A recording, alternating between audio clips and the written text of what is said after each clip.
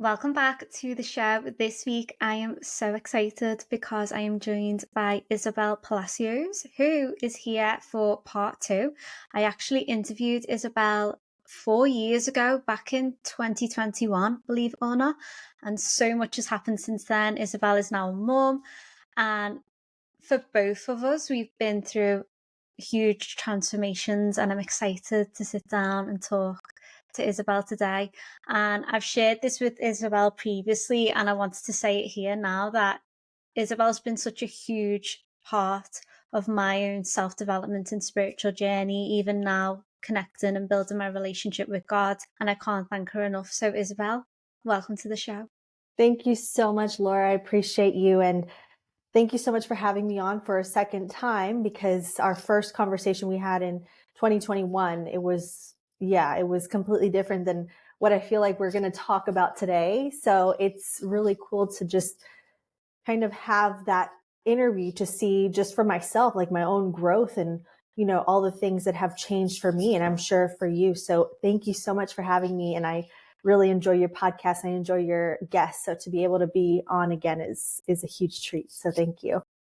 Thank you so much. Now, for anyone who might be new to you and have never come across your content before, are you okay to give us a bit of an introduction in terms of who you are and what it is that you do?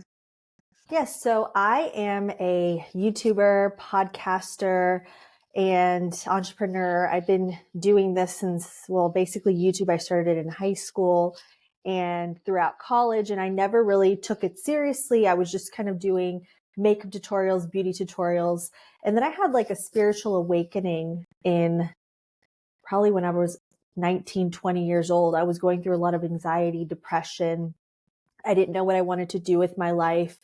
And I came across, law of attraction, all that. I started to see beyond. And I was always raised, I was raised in a Catholic household, and I just always had a connection to the divine. I always had like a spiritual connection. I always saw things in a very spiritual way.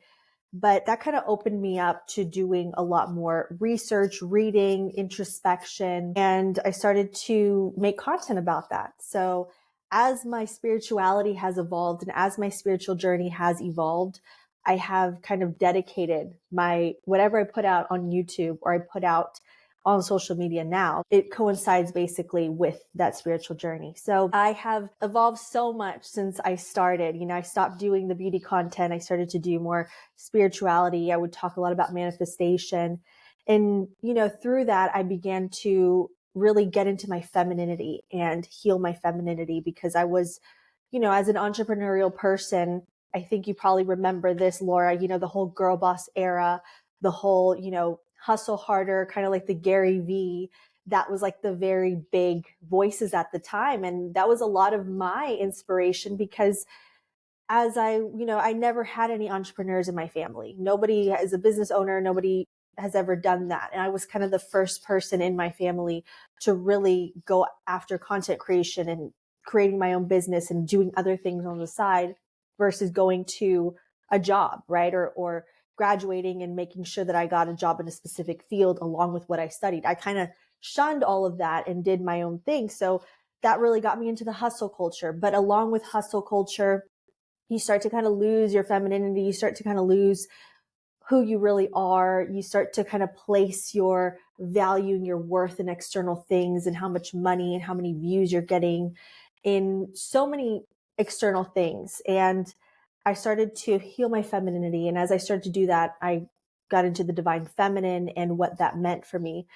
And inadvertently, that journey of healing those wounds, especially from like past relationships and difficulties I was going through, I kind of had a calling back to God and calling back to Christ specifically.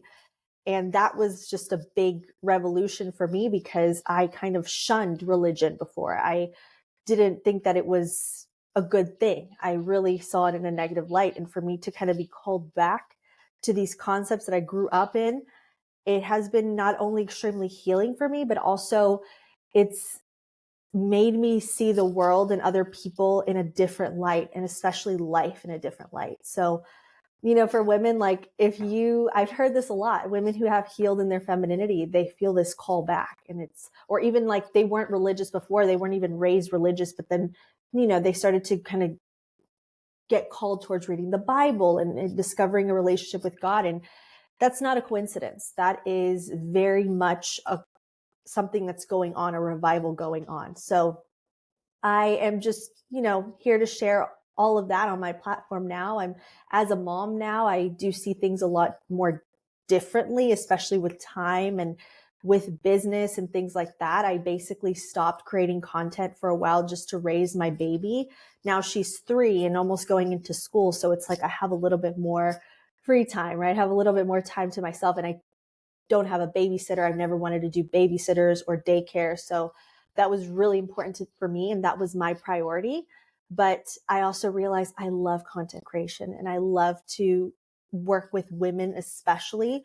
And I feel like being a mom has just added another layer, especially as a coach, because I'm also a life and business coach. But it's added another layer of experience to my life that I wouldn't have had if I wouldn't have gone through the journey I went through. So that's basically it in a nutshell. Yeah, and you're so good at content creation, so no wonder you were always drawn to following a different path and trusting the intuitive nudges you were receiving there to go in that direction. And the whole girl boss culture completely can relate to that. And for me, healing in my femininity give me permission to understand the cycle that my body will go through, and knowing that it's okay to not feel on it all of the time, every day of the month. And I'll go through moments where I'll have more energy. And generally, as a person, I do have a lot of energy. And then there's still times where I am much better with pulling back and resting and taking care of my wellness. So connecting back with the divine feminine give me the gift to do that, instead of always feeling that being in the masculine does work for some women, just not all women. And I think it's really important to discover what works for you.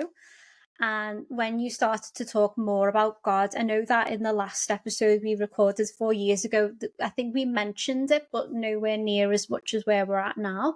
So what I would love to hear more of is how your understanding of God has evolved over this time, compared to when you think back to your previous spiritual beliefs, where it was more heavily in the law of attraction. Mm-hmm. Great question.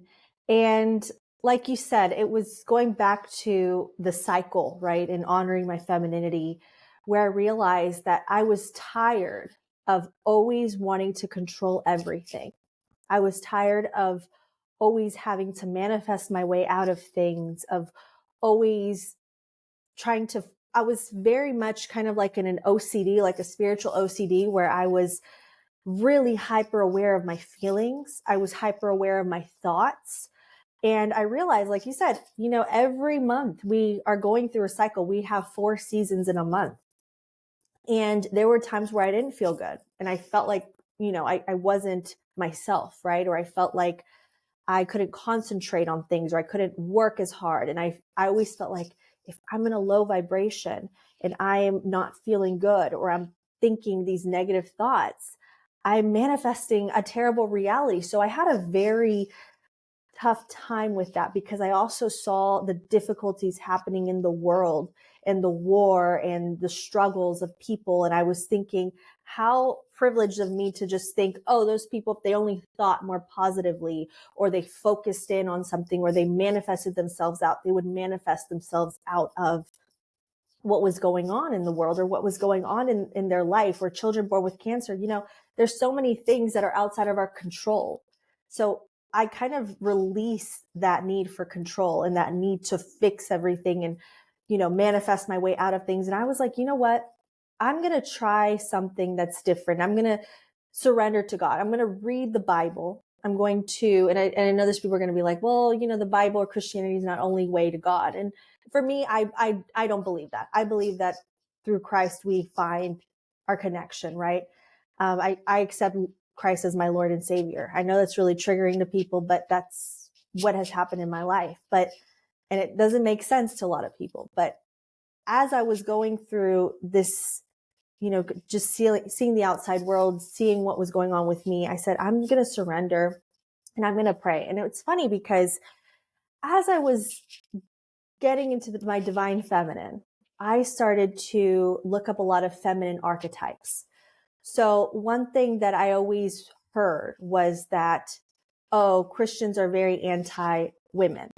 So I was like, you know what? I want to challenge that. I was very much in an awakening state. I think this was like 2020. So the height of like the pandemic, we're in lockdown. I just had time, So I started to research and I really got into Mother Mary, so the Virgin Mary, Mary Magdalene as well, and these women of early Christianity, and just studying them and what they really mean. And I was actually brought back to Christianity through Mother Mary. I started to pray the rosary.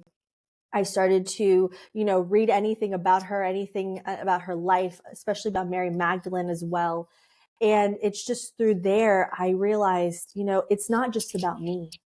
It's not just about my feelings. It's not just about, the material things. There's something bigger beyond this. And that happens after we die.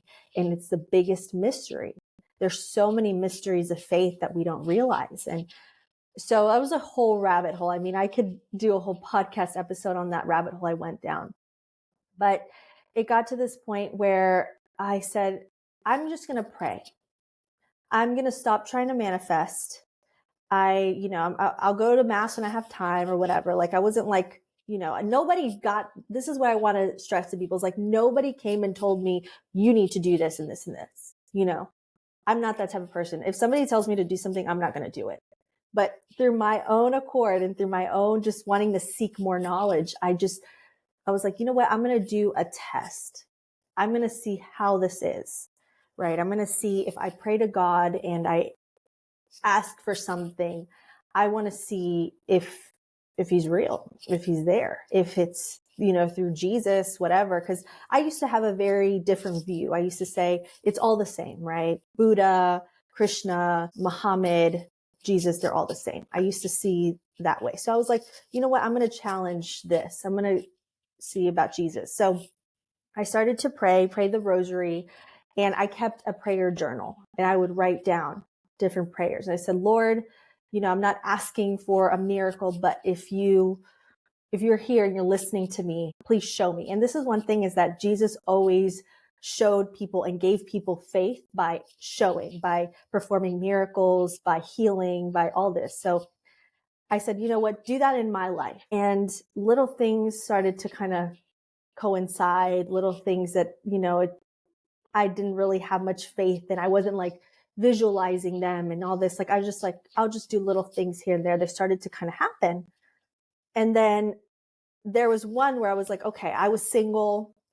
I was tired of like dealing with, situationships. This was actually back in 2019, but I started to deal with a lot of situationships and things like that. And this is what actually prompted my healing journey. And I got to a point where in 2020, or no, when was it? I think it was late 2019. It was so long ago to me.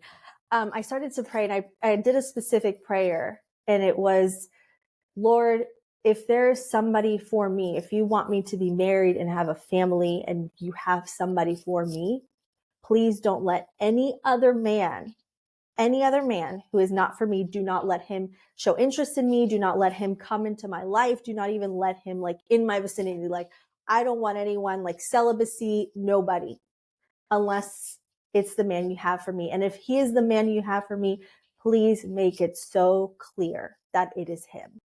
And I was like in a very low point praying this because, sometimes we have desires for when you're single, it's normal that you want to be with somebody, but I was like, you know what? I've done all this healing, done all this inner work. Like, show me that there's somebody for me. And then I don't even know, it was probably just like months later where I was on vacation and I met, my now husband. And it was just very, very spontaneous. And I remember on that trip, my friends were like on dating apps, and I never had been on dating apps. I never like them. I always saw how my friends had to deal with stuff. And then I just didn't want it. Like I was like, no, dating apps, never, ever.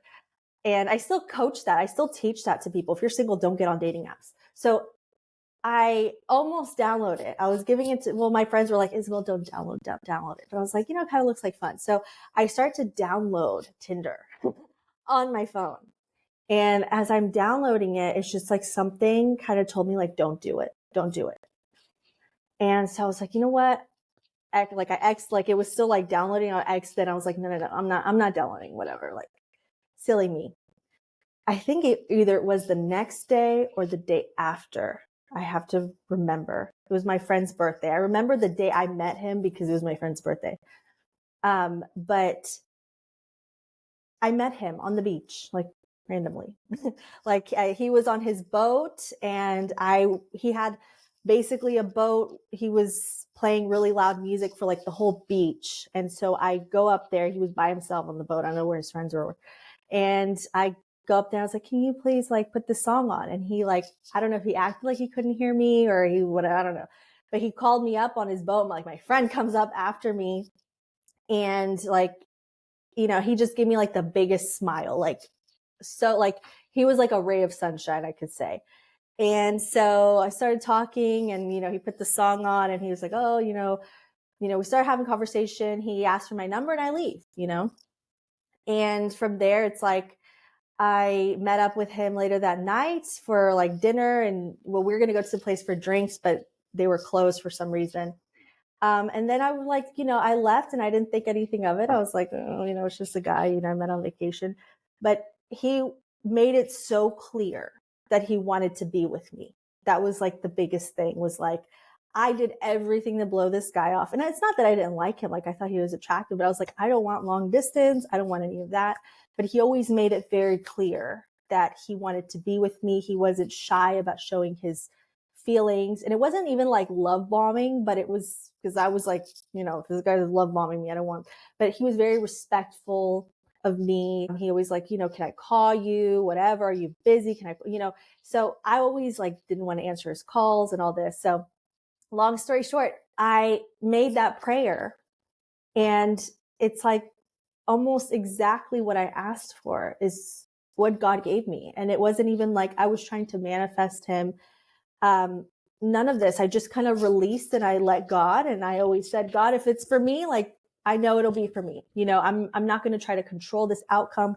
I'm not going to try to do anything. I'm just going to be me. I'm going to be honest with this guy, whatever. If it's the guy for me, he's the guy for me. And, almost makes you want to cry because I dealt with so much before that, like with relationships. And like, it's been almost 5 years we've been together and it's like a whole, the respect, the love.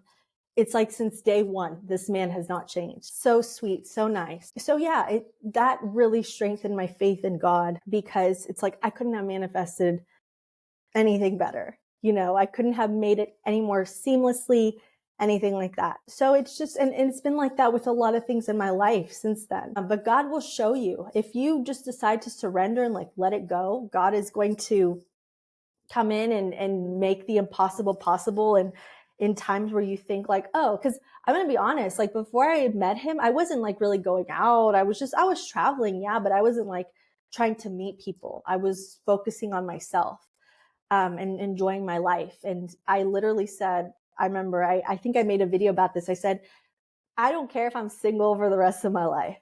If there is not somebody for me who's going to be good for me, I would rather be single. I'm not going to make finding a relationship the focal point of my life. I'm going to live a good life regardless. So I know I went off on a whole tangent there, but yeah, that's long story short. No, I absolutely loved it. Don't apologize. And I find that when you do focus on yourself and you release that level of control of needing or wanting to manifest a specific person, and you give that power to God, and you say, you take this because I trust that you've got a plan that's greater than anything that I could envision. I'm not going to settle for anything less or entertain anything less than what I deserve. live your life as you would, not going out intentionally looking for things, but being open through interacting with different people. That's when it's aligned. And when you were talking, I was getting goosebumps. I feel like it's a message that I personally needed to hear as well. And I'm sure so many listeners will benefit from that reminder, especially being drawn back to God and wanting to build more of a relationship with Him. So thank you for sharing that. Course, I'm happy it resonated. And yeah, I share that story because I know there's a lot of women who feel that way and they're lost or they don't know. It's just so much. Like there's just so much stuff a lot of noise out there. So yeah, shut it off and turn to God. Do you know what I think it is, Isabel? I think as women, especially in our 30s now, there is a lot of pressure, especially if you are single and maybe you have that desire to get married and have children, and then you feel that you're looking at, well, time isn't on my side. So I think that that's where the needy energy and the resistance can come from. If in the physical reality, it looks like, how is this going to happen? And that's when all these limiting beliefs come up. So it's that reminder of giving it over, taking it off your shoulders and living your life more and filling up your cup and working on your spiritual faith. And just, I think that that's so powerful because it does make you more magnetic. And yes, I agree. I think that's the thing is societal pressure puts that on us.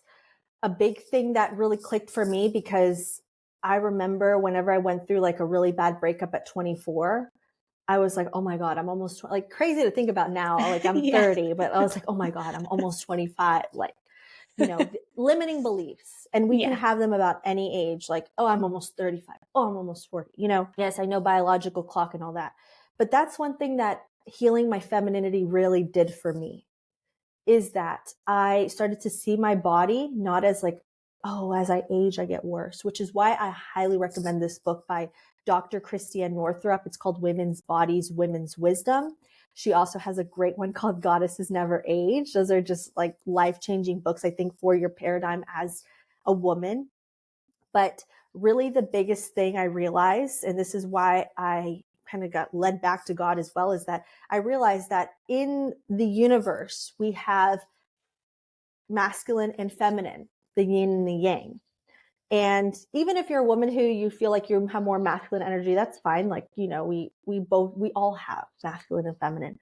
But I realized that as I was healing in my femininity, it's natural and normal that you're going to want your masculine, right? Mm. But I wasn't focused on that. I was more focused on, I'm going to treat God because I look at it this way, the earth and God.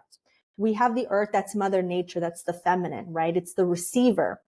And I look at God as the giver, the father. So we have the mother and the father, right? We see that archetype as well with, Mother Mary. And so I started to see, okay, myself as a feminine being, I'm going to start looking to God as my divine masculine. I'm going to start looking to God because he is, he is that personification, the divine personification of masculinity, which is the father, the protector, the provider.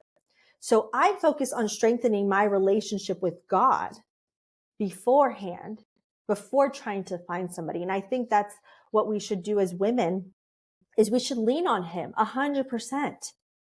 Just as you would lean on your husband eventually when you find him or when he finds you, allow yourself to lean on that relationship with God. And you'll see that you're not going to feel lonely. You're not going to feel like you're missing something because you're always going to have God the Father with you. And this is why healing your femininity is so important because there's women who have even like a limiting belief towards men.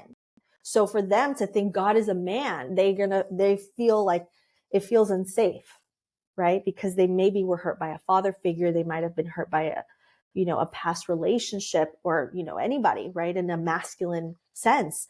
So that is where it all starts, is that we have to go deeper than the limiting beliefs and see, okay, what am I called to at a soul level? Do I fear leaning on the masculine? Do I fear leaning on God? Do I feel a loss of control? Do I feel like I'm feeding into the patriarchy? Go deep into those questions. That's what I Mm. did because I was very much in that limiting way. I didn't like how God was personified as a man. And he's not a man. God is genderless in the aspect that we're actually talking about. It's not a guy with a white beard in the sky. God is love at his core. That is what God is. But we personify it as the Father because that's, protection and providing, and that's why we call it that. So that's where I would start, is healing the femininity, healing what is your blockage towards the masculine, the divine masculine, and go from there.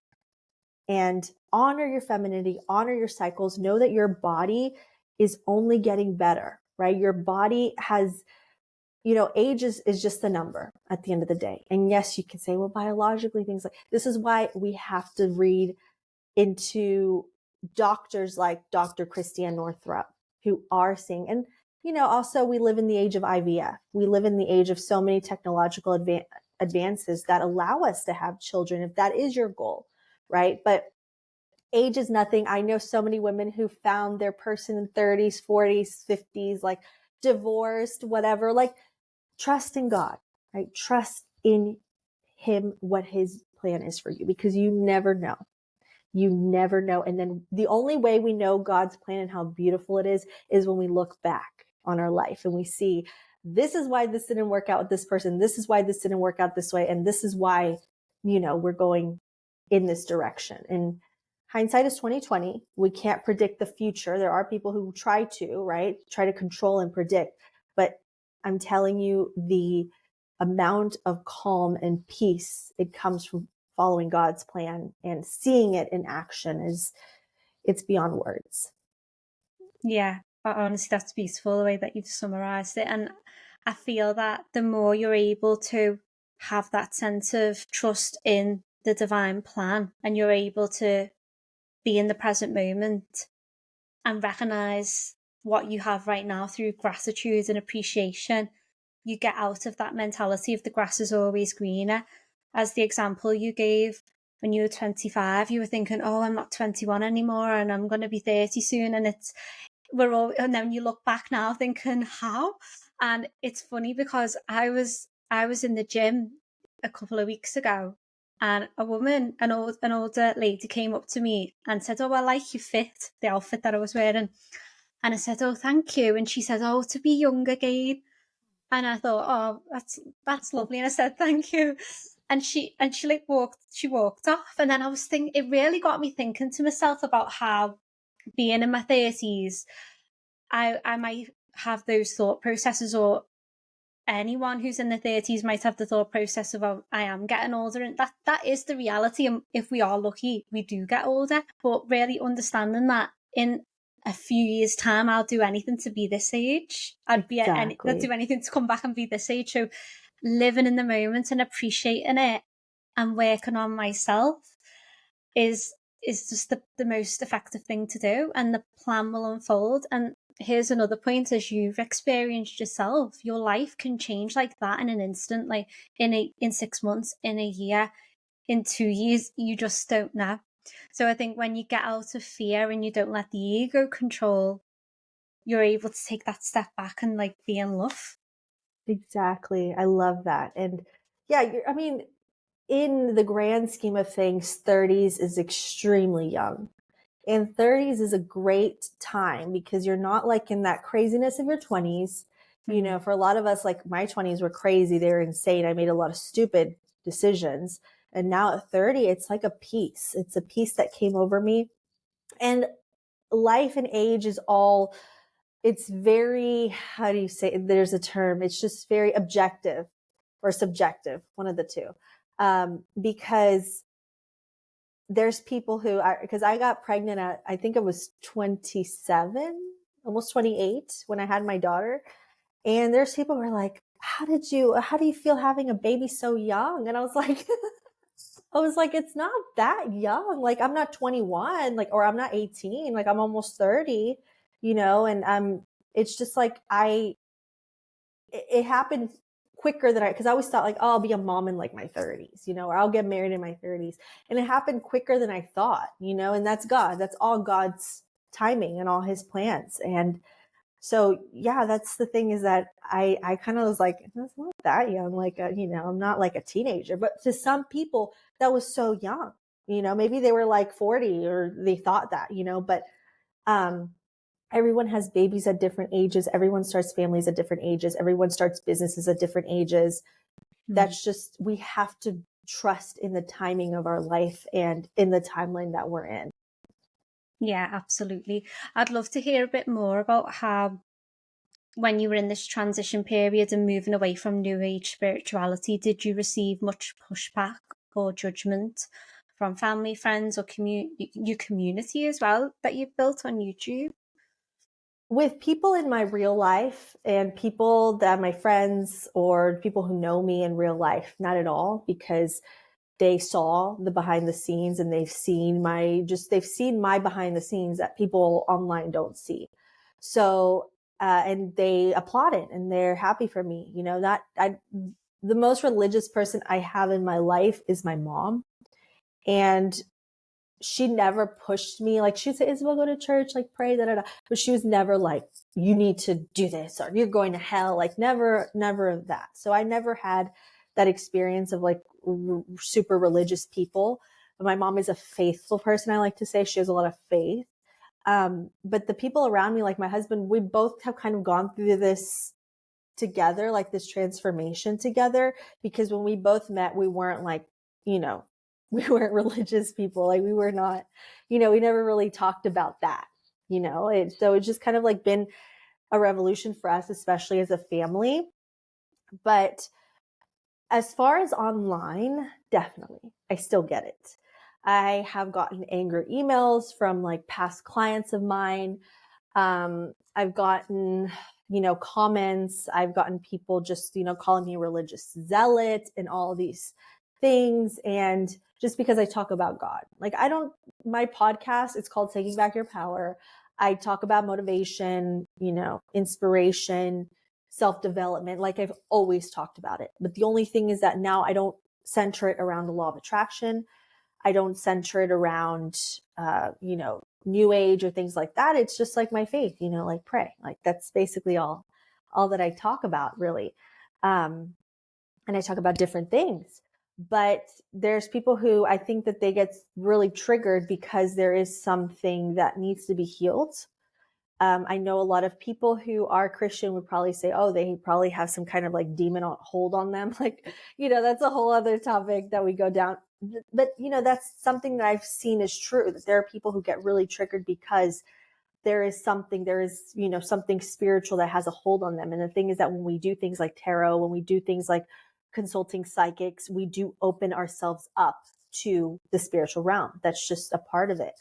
So you never know what you're triggering in people. But for me, it's like, I know that's going to happen because it says it over and over in the Bible. People killed Jesus for it. So, Jesus had haters as well, like they killed him. So I expect it for myself. And it is said over and over again that, the world is not for us. Like, the world is going to go against you as a Christian. The world is going to, even want to take your life as a Christian. There's martyrs all throughout history that for preaching the word of God. So I'm not a preacher, I'm not called to do a ministry, any of that.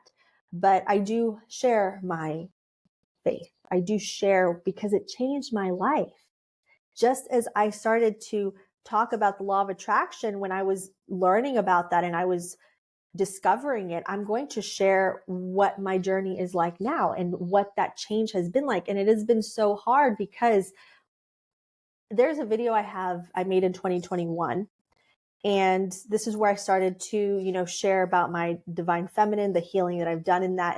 And I shared in that specific video, it was called like Real AF Life Update. I talk about how I'm not called to manifest. I don't want to manifest anymore. This is like before I went back to Christ. I was like, I am trying to discover my relationship with God. Like, that is what I'm trying to do. I don't want to be manifesting anymore. I've had a big change in that. And I shared it. And people saw that video, was had a few views on it. And so, I look back and I'm like, it should have come as a surprise to people that I've kind of come back to this where I am now, and I've had people tell me, oh, it's probably because, these women that, look for God or they go back to Jesus and they go to church is because a man. Like I had comments like that, like, oh, her husband probably told her and this and that. Like, no, I have to, there's times where I have to like tell my husband, let's go to church. Like we need to go to mass. He's not like that at all. Like he has been just the most, supportive in everything I do. Like even when I was like still the new age, like he never told me that's bad. Da, da, da. He's always been very supportive of everything, but there's going to be that kind of pushback in anything you do. And I think that if you don't have haters, you're not doing something in life. If you don't, and not even haters, if you don't have criticism, you're not doing something in life. If you're just going through life without ruffling any feathers, like what's the point? We're not going to be, and this is something has been so hard for me, Laura, because I used to be the type of person where if I saw a criticizing comment or a hateful comment, I would shut down like the whole day. It would weigh so heavy on me. It weighed so heavy on my heart, so heavy on my mind. I used to say, you know what? I'm just going to like quit. I don't want to do this anymore. Like, it would destroy me. But God came into my life and he gave me this strength and this motivation that I didn't have before. And I think like if I can lead more people to God and lead them away from things that are not good for them, I'm doing what I have to do. I created my channel, I created my platform with the mission to help people. And if I'm not helping people, it's, that's fine. Like I'm not going to help everyone. It's impossible to help everyone. So I've had people, all types of things, like you can already imagine, but I always go back to the same thing. It's like, I always pray to God and I say, if this is what you want for me, if you want me to continue doing this, because there were times where I was like, I don't need to be doing this. I could delete my socials and I'll be fine. Like, I don't need to. Like, this is the thing is like, my mission and my work and the content I make has superseded money all this time. Like, yes, you do make money but my views have dropped so much. Like, the algorithms are difficult. It's not the same as it was before, but I continue to do it because I enjoy it. I like to connect with people. And I'm sure you feel the same way with the content you create. You want to help people. You want to connect, create a community. And so that's what I focus on, is that it's not about money. If it was about money, I would have never said a word. I would have never said anything about God, about Christ. I would have continued making the content I would have made. I would have Yeah. continued. But it's not about that. It's a bigger mission and it's your sole purpose that you have to align to. And this is something I've always said, is that you have to come back to this place of knowing who you are and knowing what is true for you. And I ignored the knock and the call for so long. And I was so ego driven and I was afraid. I was so afraid to talk openly about my faith. I was practicing my faith way before I started talking about it online. Like that's why I tell you, people in my real life are not surprised. But I just didn't want to stay quiet. And if I lose subscribers, if I lose followers, if I lose things like that, so be it. I will continue talking, and the people who resonate and enjoy my content, they will come back or they will join. And that's what we're here for. Yeah. When you have an opinion, you say something that might be not necessarily controversial, but maybe just not what someone's familiar with seeing, and they're not open to taking in someone else's different opinion, you will get criticism and you will get pushback, because as you say, if you're making a difference through anything that you're doing, not every single person is going to like you, and people have their own stuff going on that we don't know about, and they don't know how to emotionally regulate maybe, so they project onto others. Especially, it's so easy online to do that, and the worst thing that any of us can do, especially if we're drawn to creating content, is to allow it to stop us and to pull back, or to make it mean it's something about us, because we're not responsible for other people's emotions, and they have to take on that, even if they are past clients and they're unhappy with the path that you're taking. That's your decision, your choice, and they have to take ownership of their own life as well. This leads me on really nicely to the next question that I did want to ask, which was centered around, how would you say you can differentiate between genuine spiritual growth over the allure of following what's trending in modern spiritual practices? Yes, great question. I think it's about not even the feeling, because there's a lot of things that we can follow and that are not good for us, or, not aligned with the spiritual growth that we actually want to see. And they're not aligned with the truth because they make us feel good, right? There's things that make us feel good and they're not good for you. And they feel good in the moment, but then later on, you're like, why did I do that? Or why was I doing that? So yes, I think spirituality, this is also a big thing for me, is that I noticed that law of attraction, because when I first started to read up on it, and my introduction to it was The Secret. And I was like, okay, like this seems like it checks out. For me, like a big reason why it seemed like it checked out was because I was like, oh, it's in the Bible, like I was like, they use Matthew 7:7, asking you shall receive, seeking you shall find. Which, by the way, they twisted that scripture, because in reality that scripture is about your relationship with God, with Jesus, is that you ask him and that you rely on him, not on yourself, on him. So that's something that, I started to see. And as I started to see more of the manifestation, the mainstream, at first it was like, oh, this is awesome. Like, I think it was like Ariana Grande made that song. I think it was like Seven Rings, something like that. Like, you start I want it, I got it. exactly. Yeah. So that was like, oh, that's, the law of attraction. I think Beyonce as well, she had a song that came out. So it was like, it started becoming more mainstream. And then you started to see like lotions and like face washes and things be like, oh, astrology things. So a lot of like products, I think it was like the brand Pacifica, which I loved Pacifica. I don't use them anymore, but they started to have like the gemstone collection and like all these things. So it was like kind of, you saw a lot of new age in in the products, like beauty products and, the beauty industry. And so that kind of like makes you kind of think, like, why are they pushing? Like, why are they monetizing this? Why is it becoming so mainstream? So then I started to realize that people saw that people were seeking more. They were seeking beyond and this is what happened to me. It's like you start seeking beyond the physical. You start looking into the metaphysical, you start looking into the spiritual. So they're trying to monetize those things. And we see it now. Like I remember I started to see content of people just, making manifestation content. And I was like, it was just so elementary level, like the spiritual stuff I started to see, and not just trying to say, oh, they're like, they're not as enlightened as me, da da da. I'm like not trying to say that at all. But it was just like, these people are grabbing onto a trend, right? Grabbing onto what's popular, and they're making money off of it.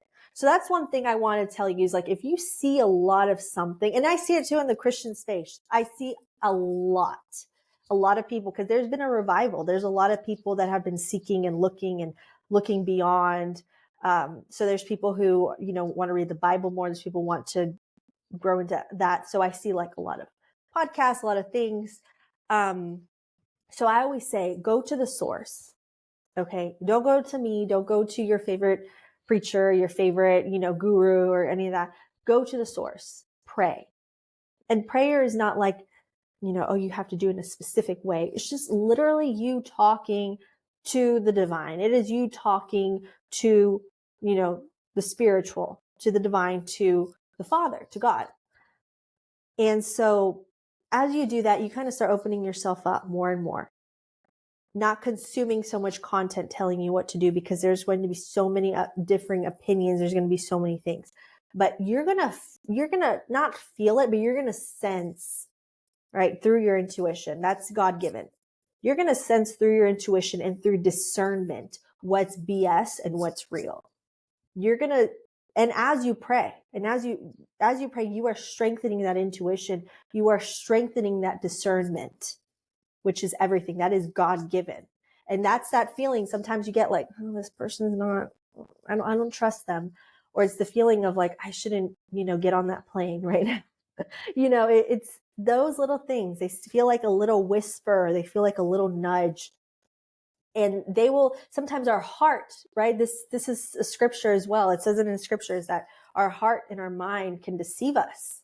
Because think about like I think about for me, for example, whenever I was single and I was, or I was in a relationship, a toxic relationship, and my heart was like, oh my God, like you can't let this person go. Like, even though my mind was kind of like, Isabel, like this is not good for you. But my heart was deceiving me. My heart was deceiving me to stay with somebody that wasn't right for me. And that was God as well. That was God. That guided me out of that relationship. And it was my mom's prayers, definitely. But we have to go back to the prayer, silent time. That's one thing, is that nowadays we don't spend time in silence. There's a reason why monks and nuns and, of all faiths, they spend time in silence. They spend time doing things with their hands. They're not always with their headphones. Funny, I have headphones in, but they're not always with their headphones in, right? Listening to podcasts and music and things like that, or always have TV on. They spend time in silence. Why? Because silence, meditation, prayer, those are the things that truly connect us with the spiritual. And those are what connect us to the higher power, right? And, some religions will use it for peace, right?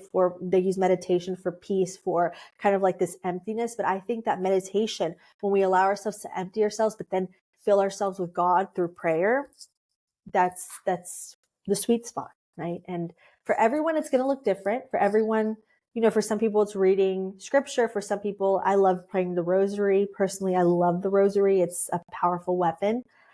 And, for some people to just be writing. And I also do this. I have a prayer journal and I write in my journal and I write prayers and things, that I petition. And one thing that God really wants us to do is ask him for stuff. Like, he's not your genie. He's not going to okay, wave a magic wand. But God wants you to ask him for things. He wants you to have him in everything in your life.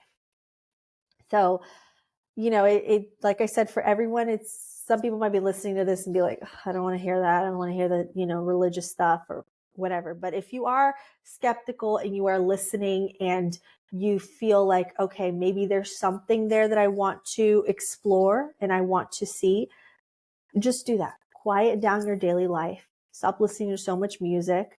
Stop listening to so much noise. Stop scrolling and take a day, take a fast, right? Take a fast from the social media, from the outside world, and, just go about your daily life without music. I know that's hard, but, that way you are more open to the divine and you will start to hear God's voice either in a physical way, metaphysical way, but you will start to hear it and it'll become more present in your life. I love going for walks at the park near where I live, just with no headphones. And at first it was uncomfortable because I was so used to listening to a podcast or music, certain playlist. And now I really do embrace that time because I'm able to just be in the moment and all my senses are engaged because I'm obviously out walking, and then I return back home and I feel so much more energized. Every single time I find myself scrolling on social media or over consuming, I can notice how much of an effect it has on my energy, on my mood, my creativity, not feeling or telling myself stories that I don't know what to say, I don't know what to post, but my own content as a content creator. So yeah, I think it's amazing advice of being comfortable in solitude makes you a very, I want to say, powerful person and a powerful woman, because you're not going to then settle for people or energies or circumstances that are potentially going to be toxic for you and steer you off your path, whether that's your life path, purpose in work, or purpose in terms of connections. Because when we entertain the wrong people, we delay the right people coming into our life. So if we're allowing ourselves to be consumed with the things that aren't actually helping us grow, how can we say to God, I'm ready? Like you declared, you said, I'm not, please do not bring anyone who's not meant for me. And I'm happy to sit in that void. In the meantime, you had that faith, and clearly God's listened and seen, and then it's happened. So it's a lesson for us all. And I completely agree with the spirituality, the new age stuff. Personally, for me, I definitely am. I know I've spoken to you about this previously, but I'm in this place of navigating it for myself and questioning things that I once just automatically believe, because certain creators or people who I probably put on a pedestal would then think, oh, well, they're saying it, so it must be right. But then it's like, oh, well, is it? Because then I start to question if we know that the enemy can get into us through our mind. If our mindset is not on our side, it can hold us back in so many ways, through our self-discipline, through any types of ways, self-sabotage, procrastination. So if we're not giving ourselves the opportunity to actually be open to faith and what God has in store for us, we're feeling that we have to control it and we have to manifest it through writing it down. And then I wonder, and I guess it's a conversation, probably a whole other, it could take a long time, but just to touch on it, I wonder whether does it open the door for certain things to come into our life that aren't for our greater good, because we're trying to control an outcome and we're opening ourselves up to energies that might not be in our highest and greatest, good. Yeah. Well, this is the thing is I started to kind of open my eyes, I think in 2020, to a lot of this stuff. And one thing that really stood out to me is how the law of attraction, for example, is pushed by people like Oprah. And, Oprah and a lot of celebrities, they talk about it very openly, but then they go and they mock God, and things like that. And I always, I always looked up to celebrities, right? Growing up, you always kind of look up to them as heroes, as they're better than everyone else, like kind of like demigods. And so I always thought like, oh, Oprah, like I was a huge Oprah fan, growing up. She was such a inspiration to me, like, woman billionaire, woman of color, all these things. She's had very humble beginnings. Like she has a very inspiring story. But then I also as I started to open my eyes to things, and I realized, Hollywood is not a good place. Mm. Hollywood, especially with all the P. Diddy stuff and, Epstein, all that stuff that came out about our politicians, about all that, that's like a whole other rabbit hole, right? And so I think a lot of us, especially now in the era of TikTok, we've kind of realized like the celebrity, worship culture is coming to an end, because we've realized collectively how evil a lot of what they do is. So that opened my eyes, and I started to see, the symbolism in movies, the symbolism in music. Like, why is our music so dirty? Why is it so, degrading to, women and men? Why is it like this? Why are these industries set up this way?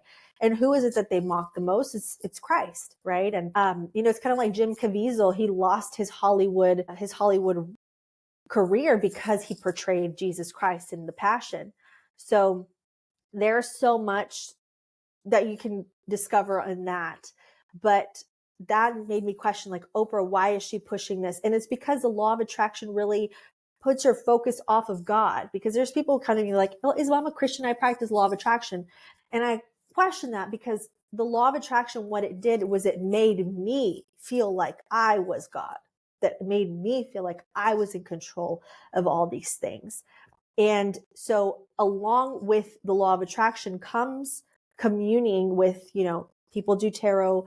I did tarot. Like I didn't actually buy tarot cards, because for some reason I was always kind of like, I don't want tarot cards, but I would go to tarot readers. I would do it virtually. I have my video. I still have videos up of this, because, I want to show people, like, I was heavily in tarot. I was heavily in psychics. I, would go to these online psychics and have them, ask them questions and things like that. I was doing this a lot. I was doing this like in 2019, I remember, and until 2020, like I was doing it still, because I was like, if the tarot reader is a good person, like there's nothing.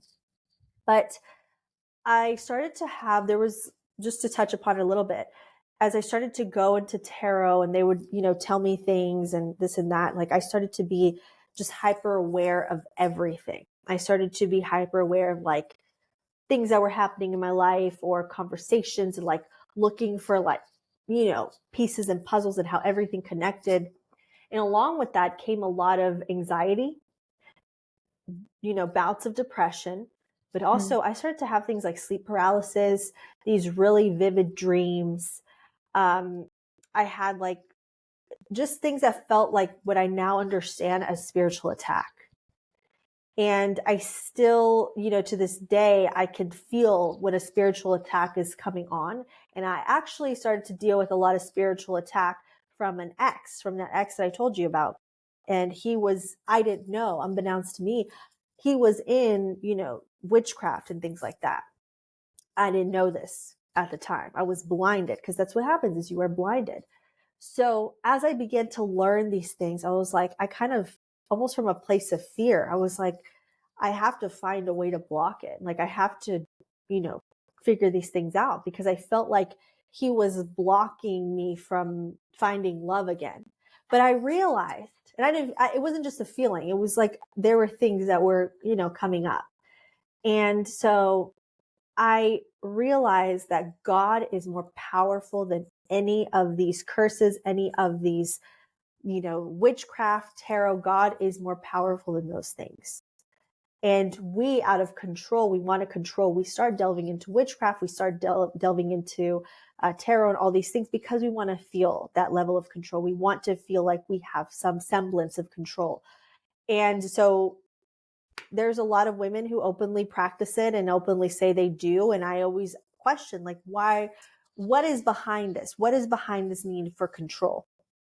And so, yes, the enemy can get into your mind, as you were saying. The enemy can get in and give you these thoughts, give you, negative thoughts. Like, there's this priest that I follow. His name, I think, is Father Rossetti, and he's an exorcist, which if this is something you guys are interested in, those of you listening, like, listen to what exorcists say. There's a reason why they exist. But he always talked about how, demons can manifest even through emails. Like, they'll write horrible emails to him, like, comments on social media, things like that. And it made me see, like, you know what, this is very real. Like, if I believe that I'm a spiritual being, right, and we are spiritual beings at our core, there is a spiritual realm.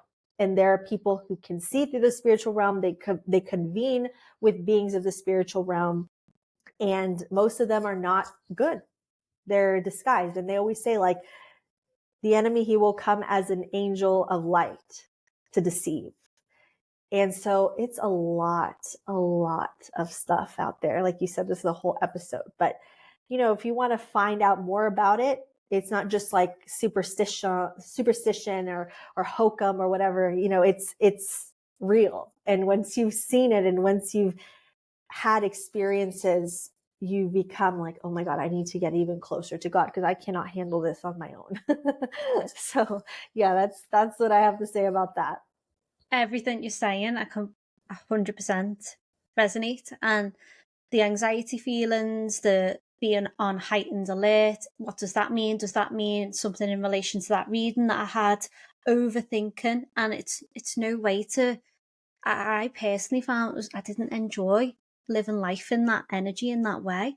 So yes, I'm still in this, and I'm really open about this. I definitely don't have all the answers. I'm still in that transformation season of life, and I guess it's just a reminder to find your own, what works for you, not just what I'm saying or what Isabel's saying or what any other person is saying. It's really just about, what does any of this light a spark in you and think, yeah, I felt like that? Or is it just completely, I mean, I guess if they're listening this far now, there must be something. Yeah, Well, it's just, exactly. Yeah. it's being curious and just knowing that you're not on your own if you are having those thoughts, and there's clearly something that you're being called back to with your faith. I would love for us, Isabel, to switch gears slightly, if that's okay, because I know from following you for the longest time now, you are huge on female empowerment and women owning who they are and being authentic and going after what it is that they want, not shrinking and holding themselves back. And I would love to hear, what ways do you feel, or how do you coach women or encourage women through your content to really embrace their unique, authentic beauty instead of comparing themselves to, I know we've mentioned social media, but it could even be the girl in the gym or the girl at work who might be performing a certain way. I think that we have to see our beauty and our abilities, who we are as a person, we have to see that as, and I have to relate it back to my faith because this is what has been the biggest game changer for me, but is seeing that we were made in God's image, like every single one of us. And God made you and formed you. He knew you since before you were born. And that is your worth. That is your value. You are a precious child, a precious daughter. You are a queen. You are his princess of God. And the more that we start to, be grateful for our quirks, what makes us different, instead of nitpicking everything, right? It's so easy to nitpick, like, oh, my tummy can be flatter, my butt can be tighter, whatever it is. Like, we can nitpick all of these things, but all it is it's making you smaller.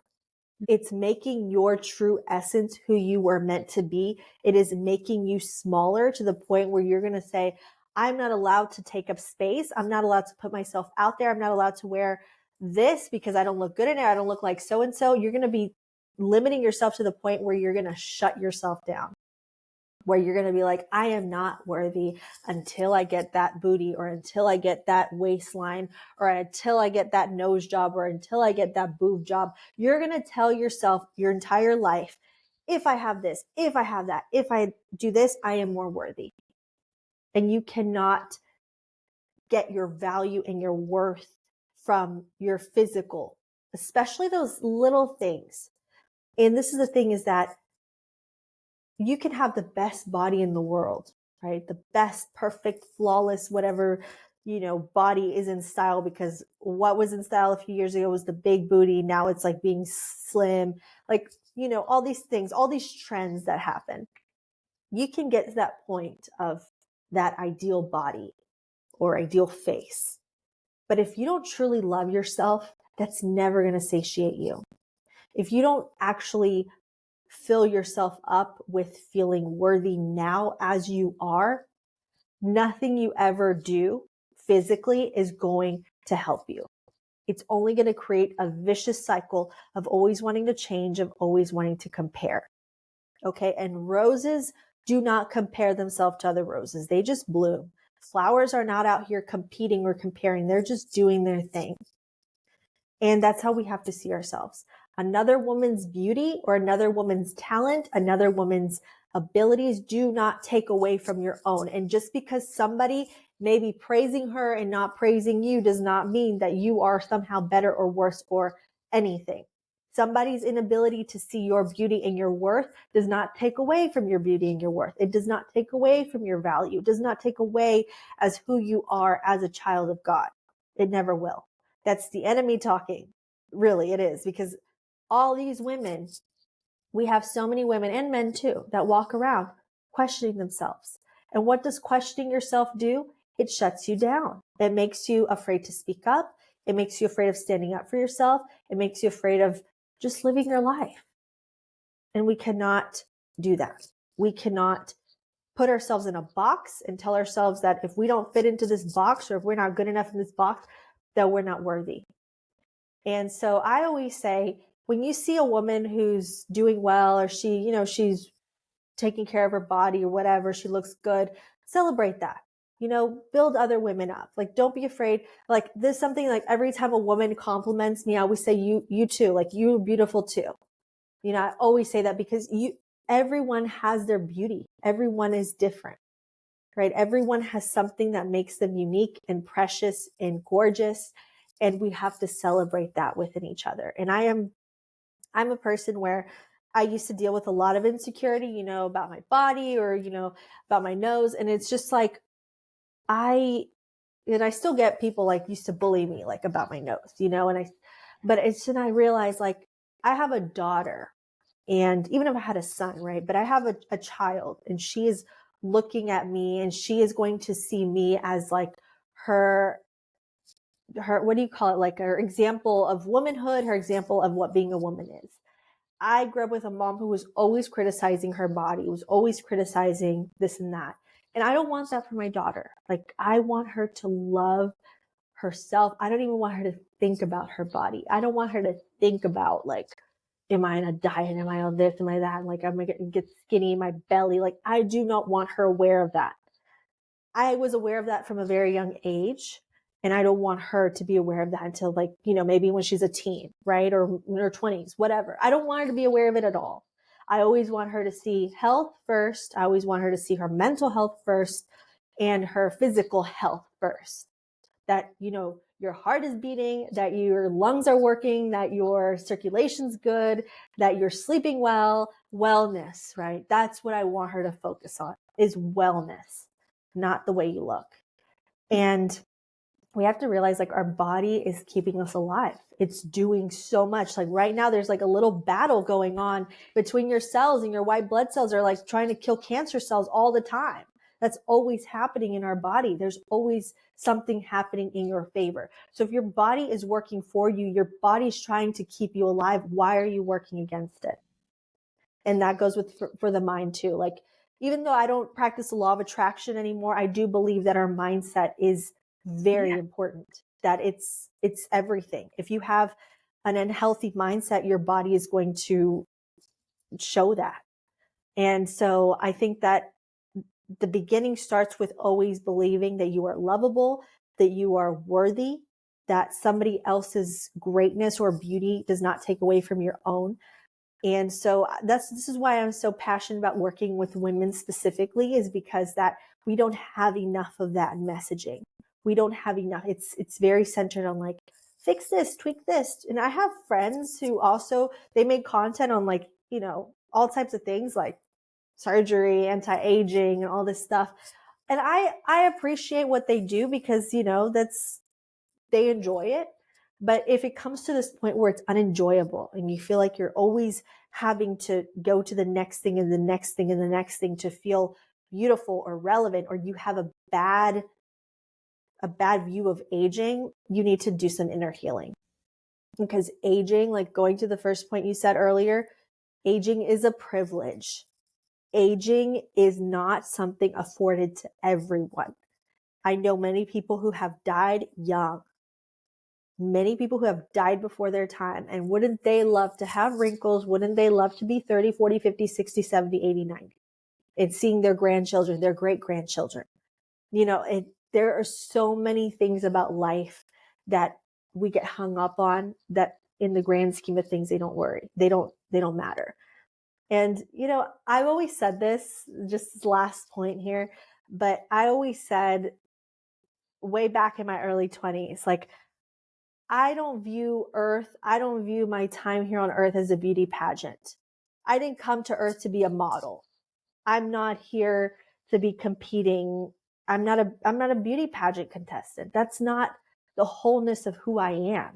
This is just a facade. This is just a meat suit, and eventually it's going to wrinkle and age. And yeah, I like to take care of myself. I like to look nice. You know, that's something it's part of who I am, but it's not all there is to me. This is not where I base my worth, my value. Yeah, So absolutely. that's how I see Preach. that. Amen. Absolutely. And for me, the biggest change was through my mindset of, instead of the focus being on the external image completely and then picking all the flaws standing in the mirror and comparing myself to other people, it was, I'm going to take care of me. I'm going to look after my wellness. I'm going to do the things that energize me, that make me feel good. And that's only from a place of filling up my cup, because when you treat yourself with love and respect, you'll only tolerate that in return. Because if we're able to say, well, actually, when I eat the right foods, or I drink enough water, I go on walks, or I go to the gym, I'm investing in myself, I'm learning and growing my knowledge, because my personalities and the work that I bring, or who I am as a person, is so much more valuable as well than how I look. So yes, we can still look nice. And that was actually one of the questions that I did want to ask leading from that, was how you find navigating the overall wanting to look nice, wanting to present yourself in a certain way, through your appearance, through conforming to these unrealistic beauty standards. Has that been like an inner battle for you, or has that just been finding your own style and owning that? I think definitely there has been battles, definitely. Like I said, with body image, I think whenever we were kind of going through that whole BBL craze, Yeah. I started to kind of say, maybe I should do that. Like I used to follow like Dr. Miami, like way back in the day on Snapchat. And he used to, show like all these things and these transformations. And that's the thing, is that if you're consuming a lot of that content, you're going to start psyching yourself out and thinking like, I should get that done. Like, look how amazing that is.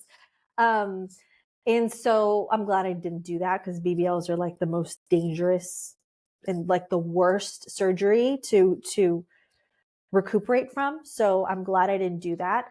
But I did have, especially after having a daughter, a baby, I had my body changed so much. Like you could go look at my past videos. Like my face bloated. Like I was like, I don't like to say the word, but I was, a little overweight because I was breastfeeding. My hormones were out of whack.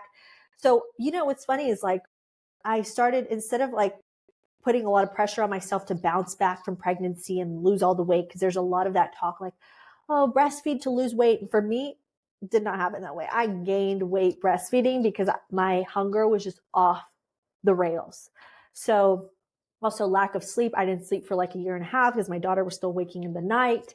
So, there's a lot of things that happen, especially as women, our hormones dictate so much. So for me, I kind of did the opposite. I focused on healing first.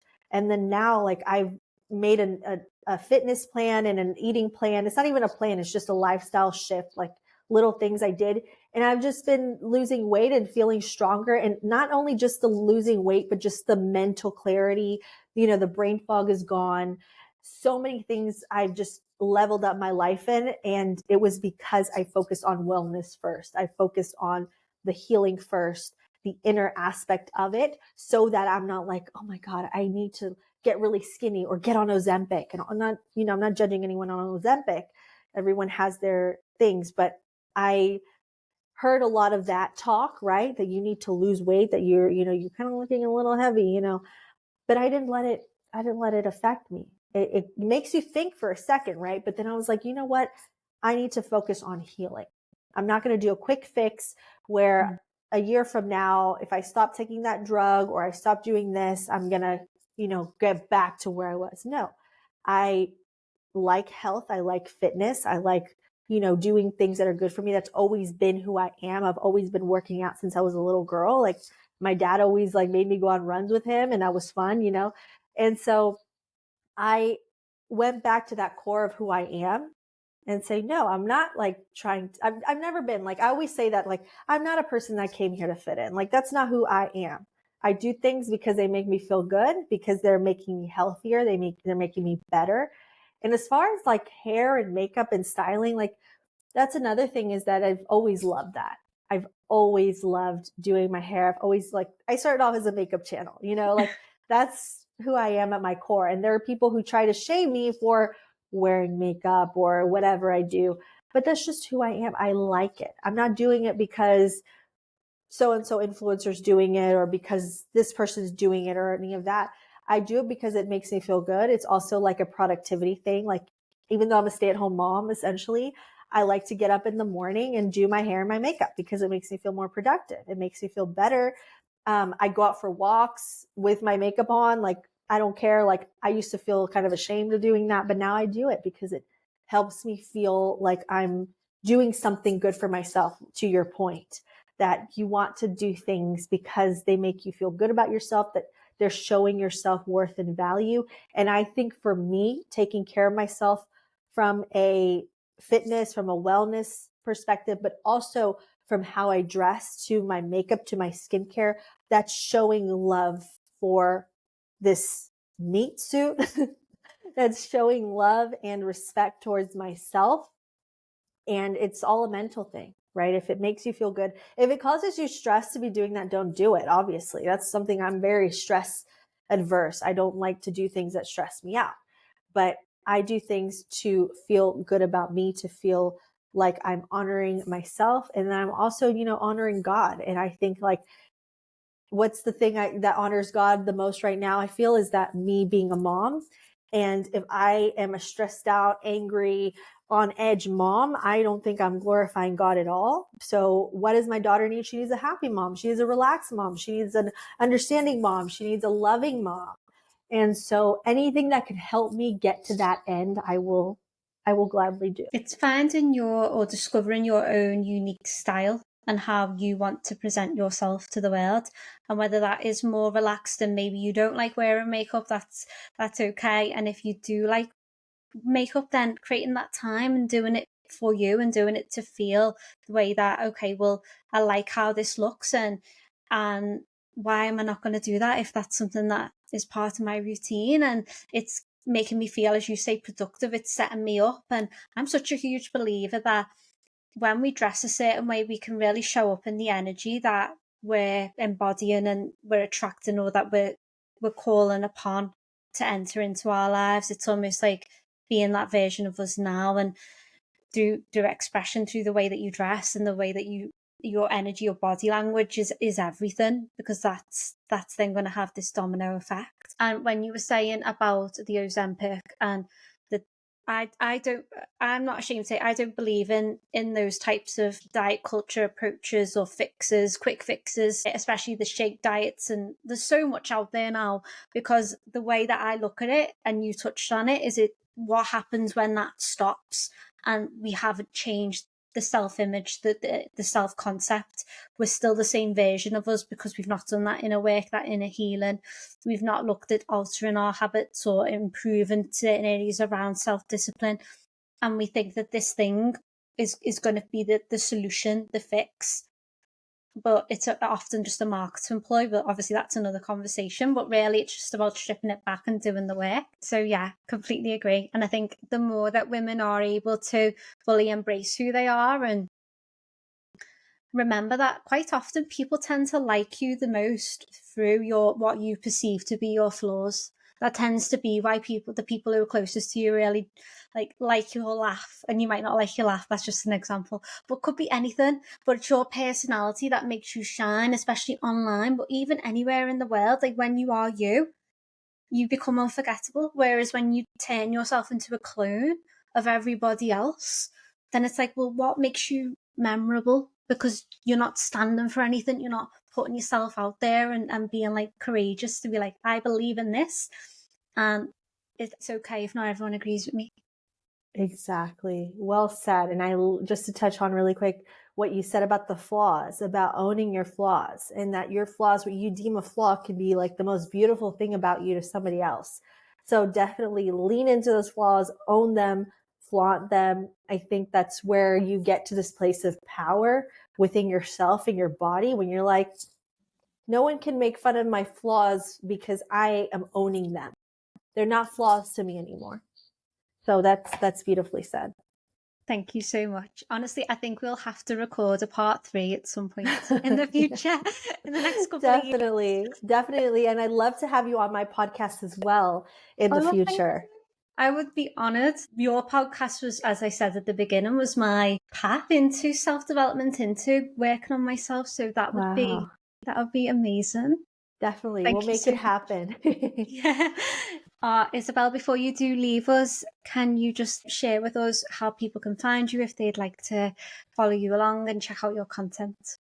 I am on YouTube. My name is Isabel Palacios. I am on TikTok as well. I've been focusing on growing that because I just started it like not too long ago, but I am on TikTok, Isabel V. Palacios, as well on Instagram, Isabel V. Palacios. And I have a podcast called Taking Back Your Power. It's available everywhere.